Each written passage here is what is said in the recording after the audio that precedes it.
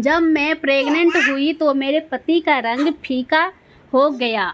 फौरन उसी रात मुझे वो गांव से दूर एक कमरे में ले गया और बोला, पूरे 9 माह तुमको यहीं रहना है। और जब आखिरी दिन मुझे दर्द शुरू हुआ तो फौरन एक औरत अंदर आई और मेरा बच्चा छुपाती हुई बाहर ले गई। कुछ देर बाद मेरा पति रोता हुआ अंदर आया और बोला, बच्चा तो तुमने मुर्दा पैदा किया था। मुझे बहुत अजीब लगा। यूँ दूसरी बार जब प्रेग्नेंट हुई तो पति को कुछ न बताया और चुपके से घर से भाग गई। एक दिन डॉक्टर से चेकअप करवाने आई तो मैं वो अल्ट्रासाउंड करती हुई चीख पड़ी। और फिर थोड़ी ही देर बाद डॉक्टर्स की पूरी टीम ने मुझे जंजीर से बांध दिया और बोले कि तुम्हारे पेट में जो मैं शादी की रात में घूंघट ओढ़ कर बैठी अपने पति का इंतजार कर रही थी, तभी दरवाज़ा खुला और मेरा पति कमरे में आया। उसके कदम मेरी तरफ बढ़ रही थी, तभी वो आकर रुक गया। मैं सोच रही थी कि वो मुझसे कोई बातचीत करेगा, मगर वो कुछ ना बोला। मुझे बड़ा अजीब सा महसूस हुआ।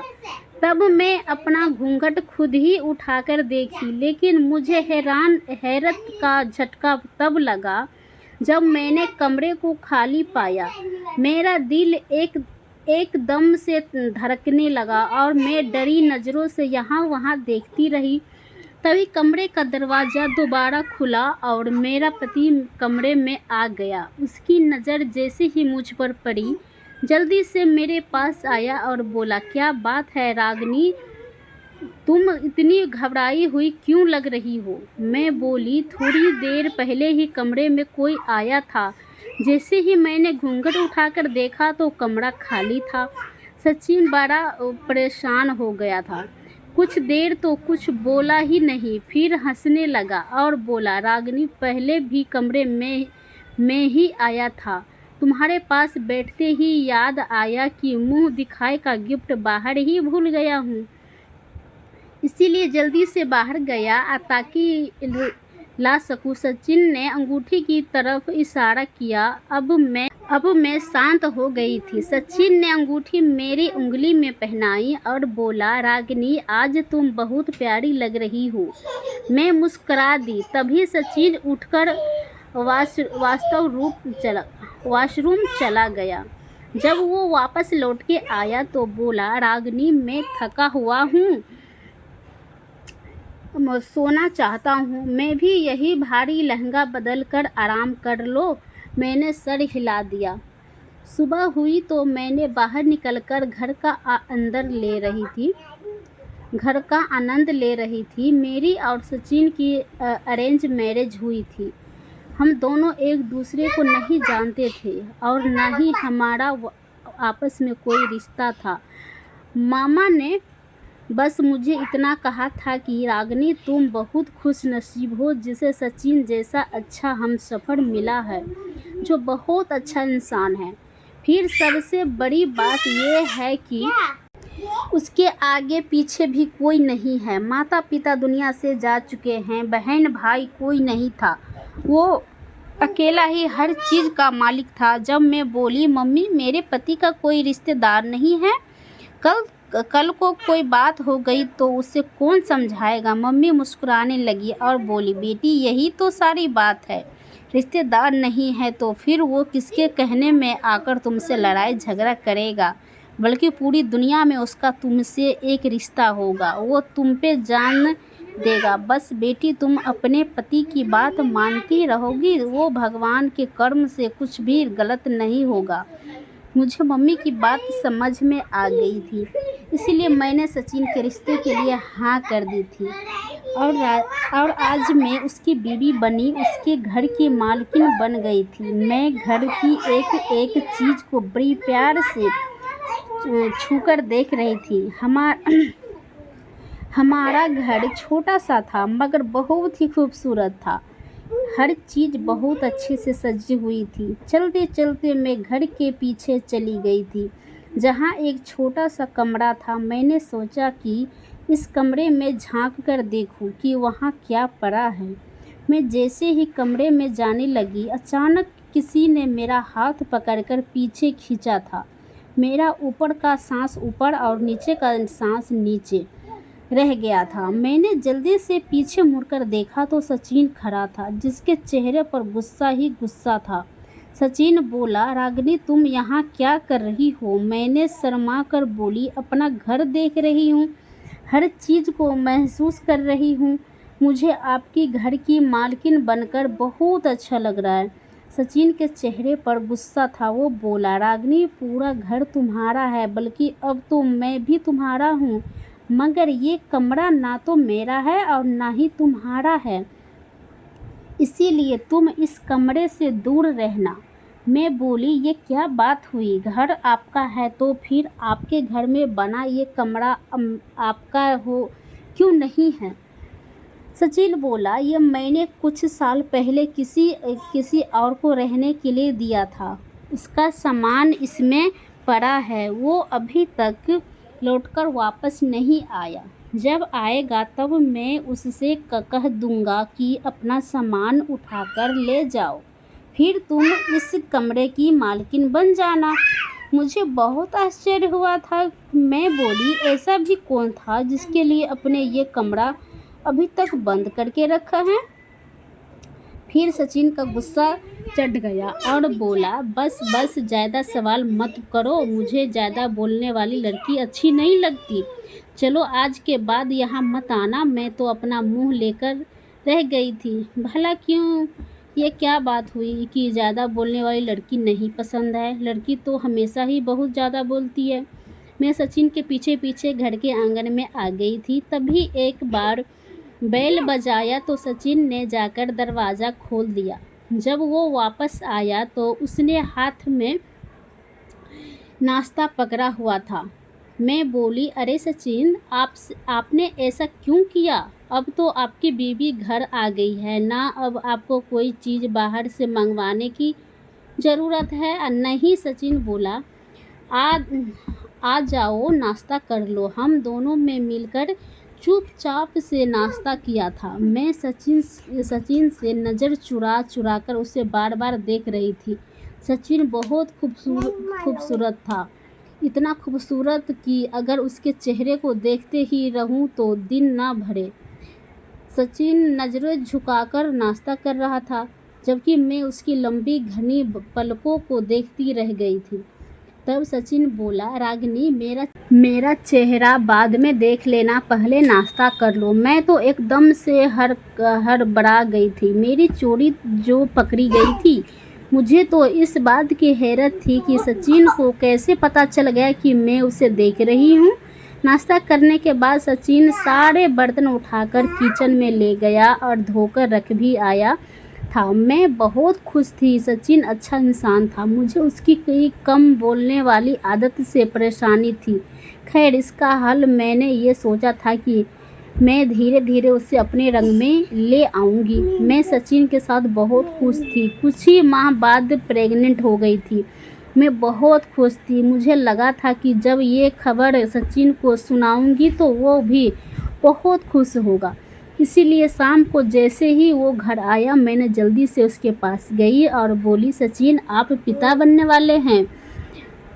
मेरी बात सुनकर सचिन का चेहरा लाल हो गया था। वो मुझे फटी फटी निगाहों से देख रहा था। फिर बोला, बधाई हो रागिनी, तुमने तो बहुत अच्छी खबर सुनाई है। जबकि मैं सचिन के चेहरे पर लिखी हुई रंग पढ़ ली थी कि उसे मेरी बात सुनकर बिल्कुल भी खुशी नहीं हुई थी। मुझे उसके इस तरह ठंडे रहने की भरोसा नहीं थी कि मैं चुप करके अपने कमरे में चली गई। मेरी आंखें से आंसू बह रहे थे। थोड़ी देर बाद ही सचिन कमरे में आ गया।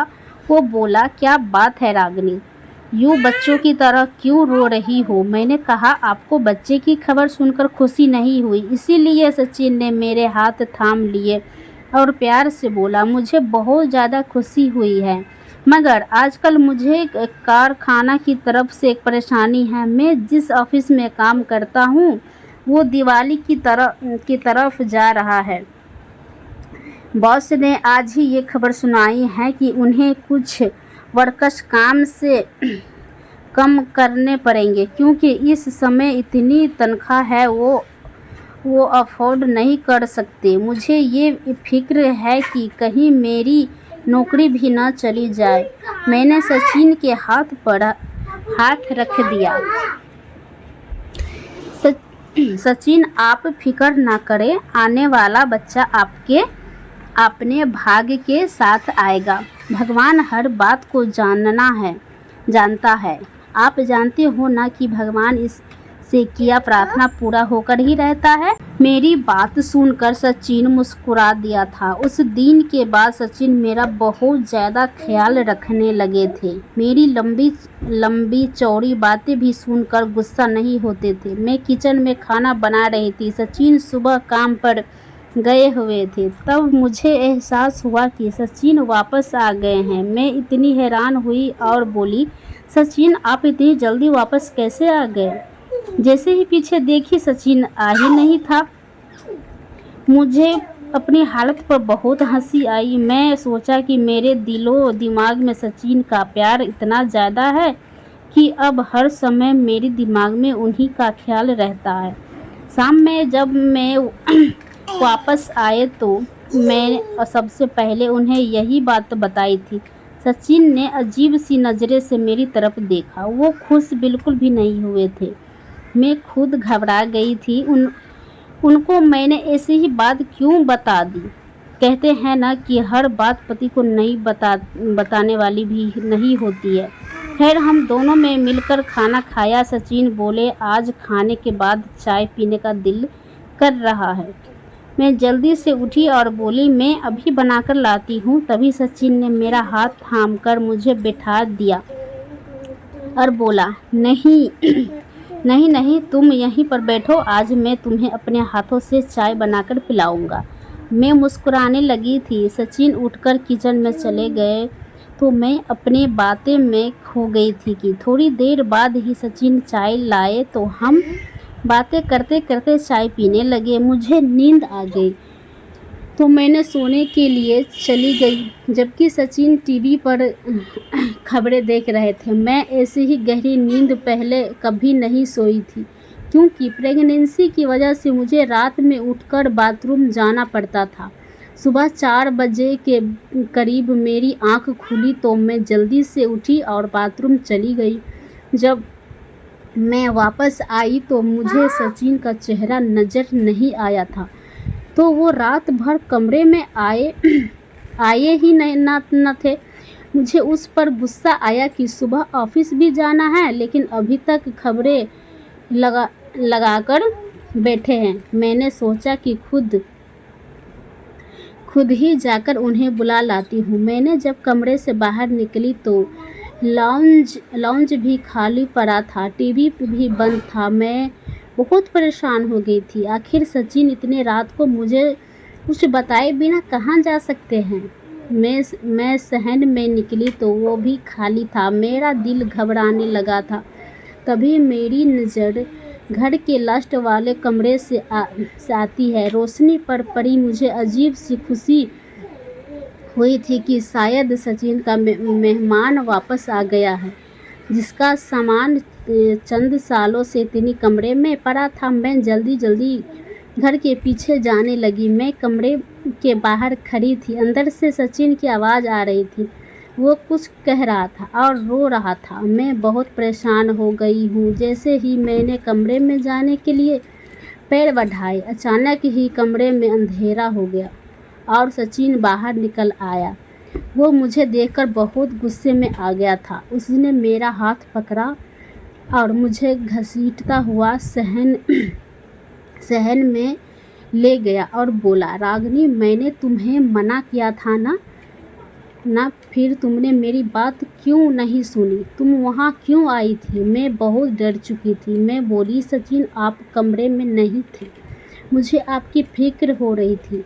कमरे से बाहर आई तो आप लाउंज में भी नहीं थे। इस कमरे से आती रोशनी देखी तो सोचा कि आपका मेहमान वापस आ गया है। इसलिए वहाँ आ पहुँची। सचिन मुझे कमरे में ले आया था। वो बोला, रागिनी, अपनी हक को पहचानो और कमरा तुम्हारी हक में नहीं आता। तुम इस बात को समझ क्यों नहीं लेती हो? उस दिन के बाद मैंने कभी उस कमरे के बारे में सोचा भी नहीं था। दिन गुजरते गए और मेरी डिलीवरी का समय आ पहुंचा। आज सुबह से ही मेरी तबीयत खराब थी, इसलिए मैंने सचिन को घर में रोक रखा था कि किसी भी समय अस्पताल जाने की ज़रूरत पड़ सकती है। दोपहर में आराम करने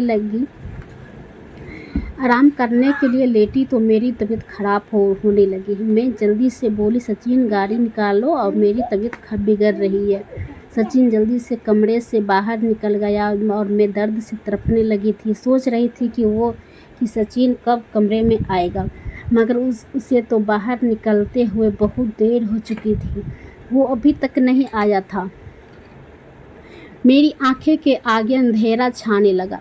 तभी सचिन एक औरत के साथ कमरे में आया और बोला, रागिनी, ये बहुत समझदार दाई है, तुम्हारा केस ये करेगी। मैं बेकिनी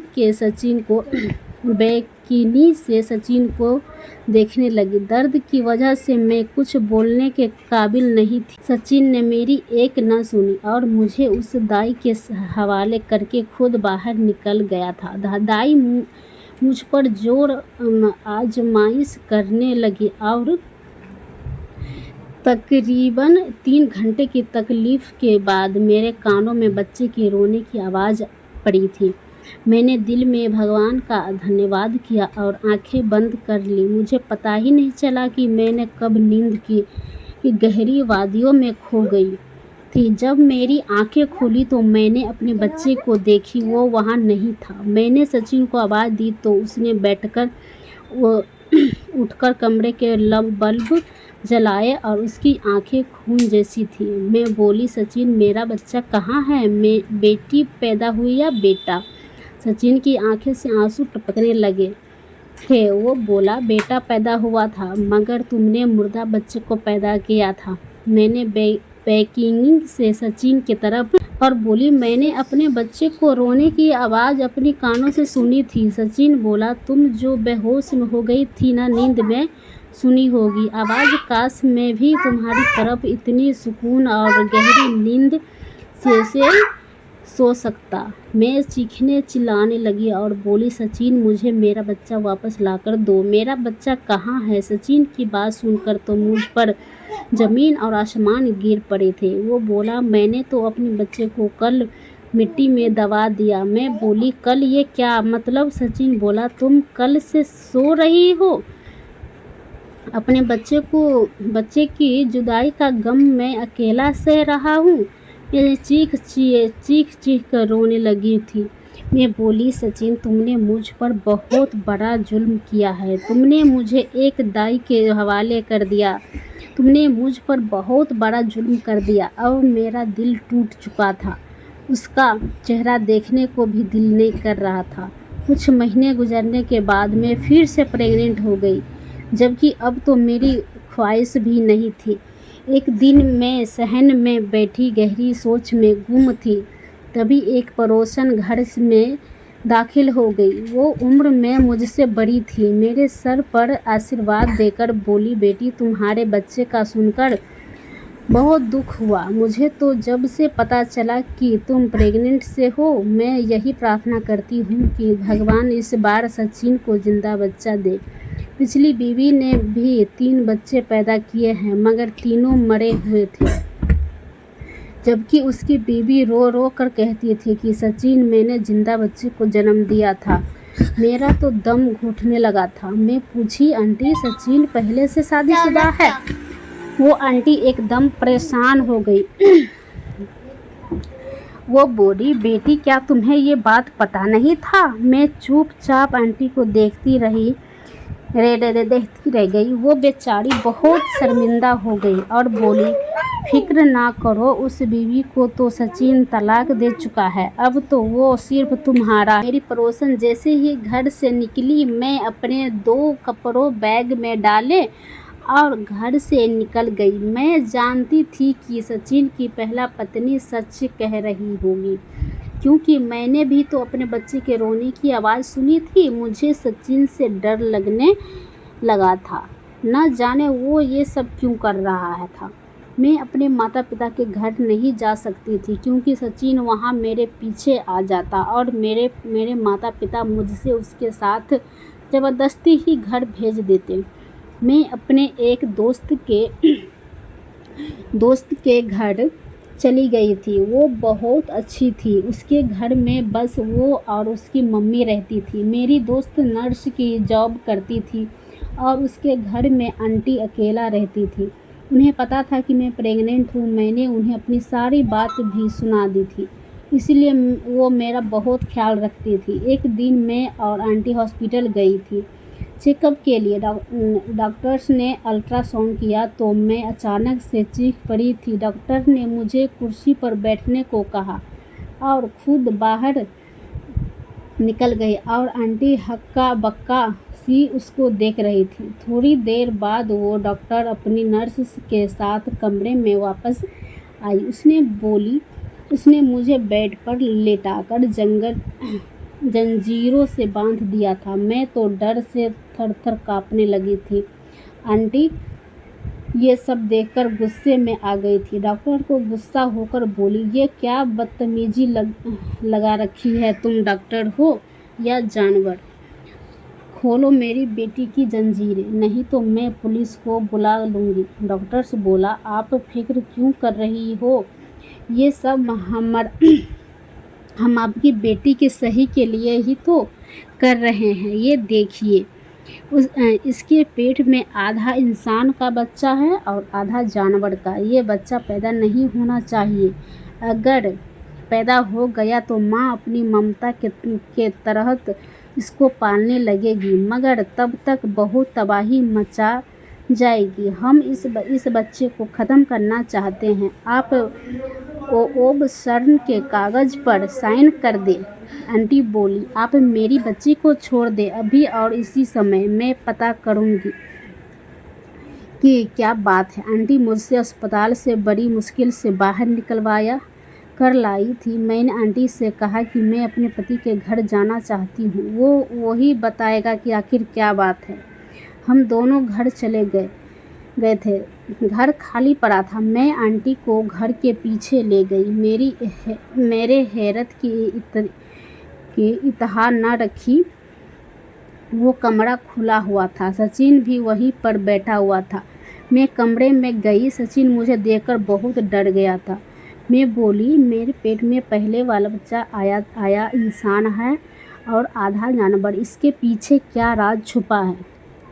मुझे वो तुमसे जानना है। सचिन रोने लगा और बोला, रागिनी, मैं एक बहुत ख़राब इंसान हूँ। मैं अपनी जवानी के दिनों में बहुत बड़ा पाप कर बैठा था। हमारे घर में एक औरत काम करने आती थी। कभी कभी उसके साथ उसकी जवान बेटी भी आती थी। वो बहुत खूबसूरत थी। मैं उस पर फिदा हो गया था। मैंने उससे कहा था कि मैं तुमसे शादी करना चाहता हूँ। वो भी बहुत खुश हुई थी। हमारे दोस्त और मैं उसकी गरीबी का फ़ायदा उठा लिया, जिसकी वजह से वो प्रेग्नेंट हो गई। उसने मुझ पर बहुत जोर डाला कि मैं उससे विवाह करके घर ले आऊँगा, लेकिन मैंने साफ साफ इनकार कर दिया। तब उसने मेरी मम्मी पापा को मेरी बात बता दी। तब मैंने सबके सामने उसके मुंह पर थप्पड़ भी मारा था। मैं बोला, इस दुनिया में मेरे लिए तुम ही रह गई थी क्या? मैं जूता भी ब्रांड का पहनता हूँ, फिर तुम जैसी गरीबों से विवाह कैसे कर लूँ? वो रोती हुई घर गई थी। फिर मुझे पता चला कि उसने अबॉर्शन करवा लिया था। कुछ माह के बाद मेरी शादी मम्मी ने करा दी। मेरी पहली भी बच्ची ऐसी हुई थी कि उसने 2 घंटे दुनिया में सांस लिया और फिर चल बसा। मैं अपनी मम्मी बहुत परेशान थे। बाबा के पास गए तो वो बोले, सचिन, तुम पर तुम्हारी किसी महबूबा ने काला जादू किया है। ये काला जादू बहुत ज़्यादा भारी है। ये कई महीने चिल्ले काट कर किया गया है ताकि तुम्हारा बच्चा आधा जानवर आधा हो, तुम्हारे लिए तोड़ तोड़ कर देता हूँ। मैं बहुत ज़्यादा डर गया था और फिर वही हुआ जिसका डर था। वो बाबा अभी जादू का कर रहे थे, मर गए। मुझे मालूम पड़ गया था कि वो शैतानी ताकत अब मुकाबला नहीं कर पाए। मेरे 3 बच्चे ऐसे ही पैदा हुए थे। मैंने अपनी पत्नी से कहा था कि तुम बच्चे मृत जन्मती हो। उसे मेरी बात पर भरोसा नहीं, इसीलिए मुझसे तलाक लेकर चली गई। इस कहानी के 10 साल बाद मैंने तुमसे विवाह की, इस भरोसा पर कि क्या पता वो जादू कमज़ोर पड़ गया हो, मगर ऐसा नहीं हुआ। तुमने बच्चा जिंदा ही पैदा किया था, मगर फिर वो मर गया था। मैं अजीब नज़रों से सचिन को देखती रही। मैंने उससे डिवोर्स को कहा तो उसने मुझे डिवोर्स दे दी। कुछ दिन बाद मैंने इस बच्चे को जन्म दिया था। वो थोड़ी देर ही जिंदा रहा और फिर मर गया। उस बच्चे के साथ मैं भी अंदर से मर गई थी। मैं अपने मम्मी पापा के घर वापस चली गई तो उन्होंने मुझे बोझ समझकर सर से उतारने की कोशिश नहीं की थी, बल्कि मुझे बहुत खुशी खुशी अपने घर में रख लिया था। मैं एक खुशहाल ज़िंदगी गुजार रही हूँ, मगर मेरे दिल में से वो दुख और खौफ नहीं जा। तो दोस्तों, कैसा लगा मेरा ये आज का वीडियो? अगर ऐसे ही चटपटी कहानी, ऐसे ही इमोशनल कहानी अगर आप लोग को अच्छी लगती है तो मेरे वीडियो को सब्सक्राइब कर लीजिए और चैनल को सब्सक्राइब कर लीजिए और वीडियो को लाइक और शेयर ज़रूर कीजिएगा। अपने दोस्त यार फ्रेंड किसी सबके साथ इस वीडियो को शेयर कीजिए। तो मिलते हैं अगले अच्छे वीडियो के साथ, तब तक के लिए धन्यवाद।